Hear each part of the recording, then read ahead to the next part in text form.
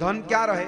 કોઈ વ્યક્તિ મૃત્યુ પામે તો ધન સાથે કોઈ દુનિયાનો કોઈ વ્યક્તિ છે કે 100 વીઘાનો વાડીનો માલિક હોય ને એણે એના બાપને એમાંનો એકાદ વીઘુમાં વચ્ચે બાળીઓ હોય?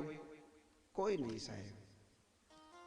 કોઈ લાકડાના બદલે પૈસાની પથારી પર બાપને બાળ્યો હોય, માને બાળી હોય, એવું જોયું નહીં. એવું બનતું જ નથી, એવું કરી જ ન શકે મનુષ્ય. પત્ની હોય ક્યાં સુધી? જાપા સુધી.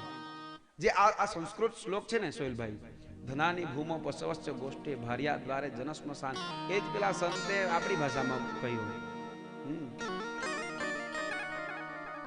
અને આ બધું જ અહીંનું અહીં રહી જાય. અંતકાળે જે પરમાત્માનું નામ જપેલું છે, આવી કથા કરાવી છે, પૂજા કરાવી છે, કંઈક આ સત્સંગમાં બેઠા છે ને, એ જ સાથે આવે. બાકીનું બધું જ એમ કહેવાય જન્મ્યા ત્યારે પણ 2.5 કિલોના હતા, અથવા તો અમુક પાઉન્ડના, અને જઈએ ત્યારે પણ એટલી જ રાખ થઈ જાય.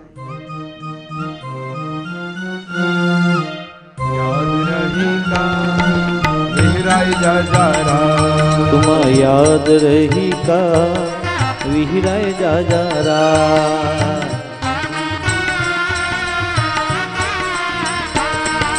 बाळपण जायने युवानी आवे, युवानी जायने दीवानी आवे, जायने घडपण आवे, घडपण जायने सतपण आवे. माटी तुम्ही रामा बाजारा, याद रही का विहराय जाजारा.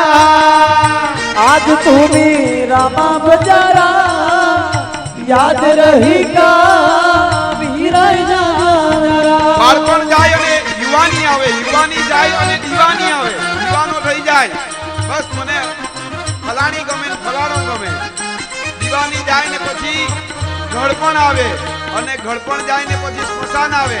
અને આ બધુંમાં પરમાત્માનું નામ જે લેવાનું છે એ ભૂલી જવાય.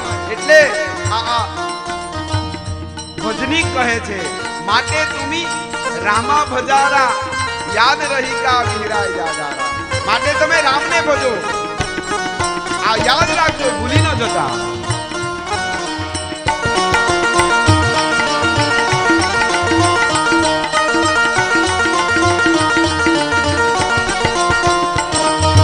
કોને વહુ તે હારી ને આવે, તો હારી તે હારી ને આવે.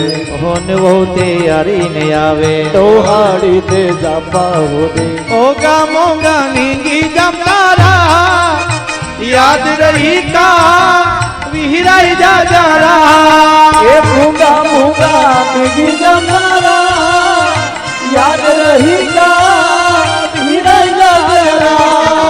માટે તુમી રામા બજારા, યાદ રહી કા વિહરાય જાજારા. માટ તુમી રામા બજારા, યાદ રહી કા વિહરાય જાજારા.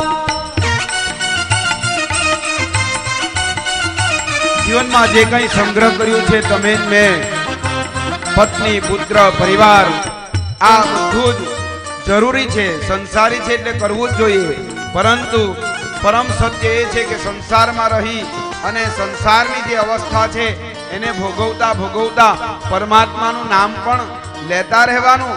જ્યારે અંતકાળે જઈએ ને ત્યારે ભગવાનના ઘરે કોઈ એવું નથી પૂછતા કે એની પાસે કેટલા રૂપિયા હતા, કેટલી જમીન હતી. પરમાત્માના ઘરે જઈએ, ચિત્રગુપ્ત જ્યારે ચોપડો ખોલે ને ત્યારે પાપ અને પુણ્યનો સરવાળો જુએ છે. અને પરમાત્મા, ઘણા લોકો કહે કે મેં 100 કામ 5 કામ ખરાબ કર્યા અને 100 સારા કર્યા એટલે 5 એમાં વળી જશે. નહીં સાહેબ, પરમાત્માના ધામમાં કોઈ પણ જગ્યાએ માઇનસ સિસ્ટમ છે જ નહીં. Only plus plus and plus, never minus. પુણ્ય કર્યા એ પણ આપણે તમારે મારે ભોગવવાના છે, અને 5 પાપ કર્યા એ 5 પાપ પણ ભોગવવાના છે. પરમાત્માના ધામમાં કોઈ પણ જગ્યાએ માઇનસ સિસ્ટમ, ડેબિટ સિસ્ટમ છે જ નહીં.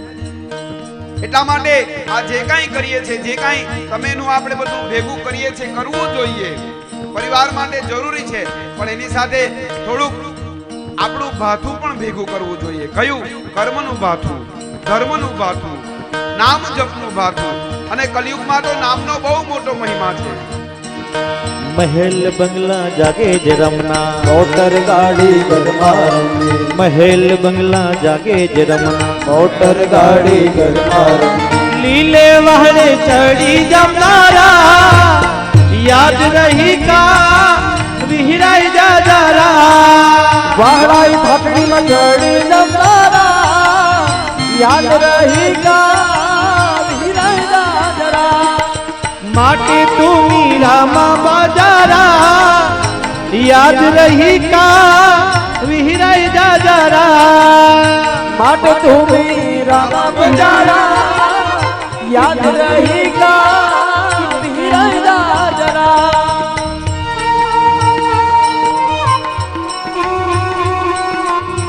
આપણું જે કાંઈ બેંક બેલેન્સ છે, આપણો જે કાંઈ બંગલો છે, મોટી મોટી ગાડીઓ છે, વાડી છે, આ બધું આપણી સાથે કશું આવવાનું નથી.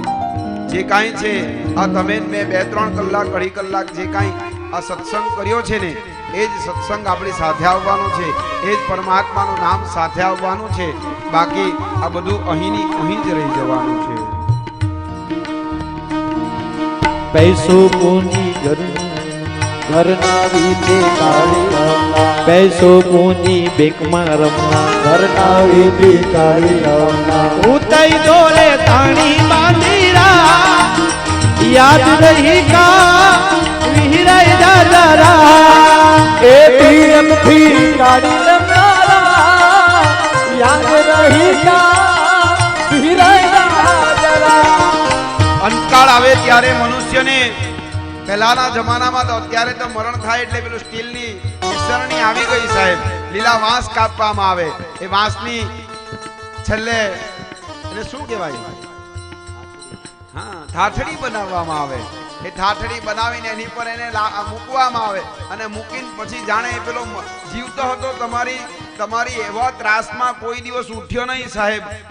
ઘણા તો એવા હોય સાહેબ. હા બાપો બિચારો ક્યારનો 4 વાગ્યાનો જાગે, પરંતુ ખબર કે 8:30 જ ચા મળવાની છે એટલે શાંતિથી સૂઈ રહ્યો હોય અને એ બિચારો મર્યા પછી એવો દોરો બાંધે ને સાહેબ, જાણે ઊભો થઈને ચાલવાનો હોય એવા દોરા બાંધે સાહેબ. આપણે જોયું હશે, હા એવો દોરો બાંધે.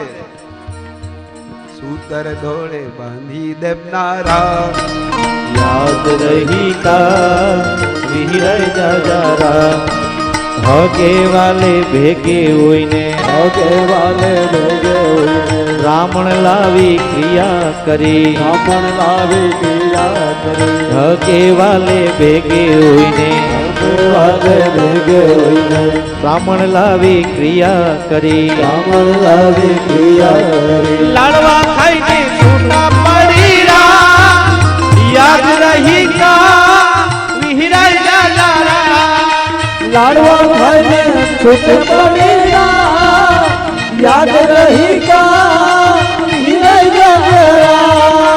માટે તું મીરામાં ભજારા યાદ રહી કા વિહરાઈ જા જરા માટે તું મીરા માટે તું મીરા બજારા યાદ રહી ગા વિહરાઈ જરા. સદગુરુ એ શરણે જાજા જાયન રામા ભક્તિ કરજા છોટો આખે સમજી જાજા જાયન રામા ભક્તિ કરજા સદગુરુ એ શરણે જાજા જાયન રામા ભક્તિ કરજા મુક્તિ મેળવું ભક્તિ કરજારા યાદ રહી કા વિહરાઈ જાજારા આ ભજનના એક શબ્દોને પકડે ને ખબર પડે. મરણ થાય એટલે સૌથી પહેલું આપણે શું કરીએ? ફલાણા વ્યક્તિ જતા રહ્યા છે એટલે આપણે શું કરીએ? ફોન ચાલુ કરીએ સાહેબ.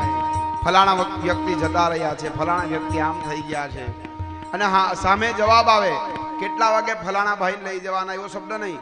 લાશને કેટલા વાગે કાઢવાના, લાશને કેટલા વાગે કાઢવાના. કોઈ એવો દુનિયાનો વ્યક્તિ નીકળ્યો કેટલા દિવસ રાખવાના એવું કહે.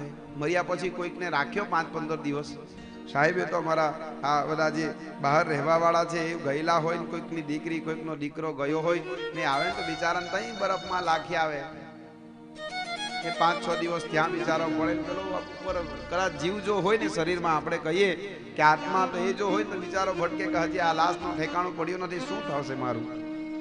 એ 4-5 દિવસે પછી બળે સાહેબ. એટલે એવું કહે આ કવિ કહે છે કે આ બધું કશું આપણી સાથે રહેવાનું નથી, માયા છે એ બધું છૂટી જ જવાનું છે. એટલે સદગુરુના શરણમાં જજો, ભગવાનની ભક્તિ કરજો અને રામને ભજજો.